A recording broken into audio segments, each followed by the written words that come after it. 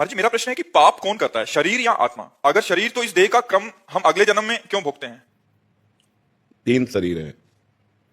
स्थूल शरीर जागृत अवस्था में इसका भान होता है, स्वप्न अवस्था में सूक्ष्म शरीर का भान होता है, और सुषुप्ति में कारण शरीर रहता है।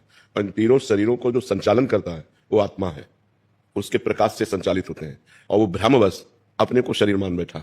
जो अहम है अंतःकरण धर्म में, अंत सूक्ष्म शरीर में अंतःकरण है। अंतःकरण में चार वृत्तियां हैं।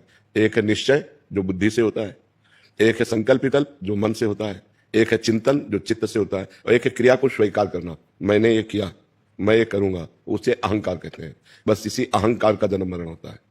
जो आत्म तत्व है वो इस अहंकार में तन्मय हो गया है, तो स्थूल शरीर छूट जाता है, सूक्ष्म शरीर, कारण शरीर और आत्मा उस अहंकार को लेकर के। तो अहंकार को पूरा का पूरा भोगना पड़ता है। मैंने ये किया, मैं ये करूंगा। अगर उसने पाप कर्म किया तो पाप कर्म भोगना पड़ता है, पुण्य कर्म किया तो पुण्य कर्म भोगना पड़ता है। अब पाप कर्म किया तो सूक्ष्म शरीर, कारण शरीर और आत्म तत्व नरक पहुंचा जाकर उसको वहां यातना देह मिली।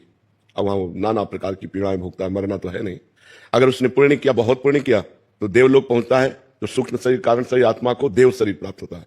और अगर पाप पुण्य फिर बराबर रहे तो फिर मनुष्य शरीर प्राप्त हो जाएगा। ऐसे बार बार जन्म मरण बार बार भोगना पड़ता है। फिर और भी योनियां हैं, 83,99,999 योनियां, उनमें भोगना पड़ता है। जब भजन के द्वारा हम अपने को मुक्त कर लें इन तीनों शरीरों से, तो खत्म हो गया। न कारण शरीर, न सूक्ष्म शरीर, न स्थूल शरीर, मैं ये नहीं हूं, ये ऐसे पता नहीं चलेगा, ये भजन से पता चलेगा। जब बुद्धि शुद्ध हो जाती है तब ये ज्ञान हो जाता है, मैं शरीर नहीं हूं अंदर से, तो मोक्ष को प्राप्त हो जाता है। या भगवान में प्रेम हो जाए तो मोक्ष को प्राप्त, दो के अलावा नहीं। या तो ब्रह्म बोध हो जाए, स्वरूप बोध, और या भगवान से प्रेम हो जाए तो जीव का निस्तार हो जाता है। अन्यथा ने बार बार कितने दुख भोगने पड़ रहे हैं मनुष्य शरीर में, कितनी समस्याएं हैं। अच्छा, हर चीज हम सुलभ कर रहे हैं, लेकिन मरना है, सब छूटना है। भारी समस्या तो ये है, मेहनत करके मकान तैयार कर रहे हैं, बैंक बैलेंस कर रहे हैं, पत्नी पुत्र परिवार सजा रहे हैं, और 1 मिनट में उजड़ गया। 1 मिनट में एक्सीडेंट हुआ, पूरा परिवार मर गया, या अपना शरीर छूट गया। क्या हाथ लगा? कुछ हाथ लगा नहीं। बड़ा धोखा है। इसलिए नाम जप कर ले, वही सार्थक है। जो भगवान का सुमिरन है वही साथ जाने वाला है, अन्यथा यहाँ सब कुछ छूट जाएगा, सब कुछ छूट जाएगा।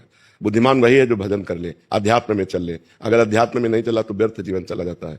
मानो खूब कमाई की, लेकिन सब कुछ यही रह गया ना। अब पीछे जन्म में आपका क्या क्या था, आपको कुछ पता है क्या?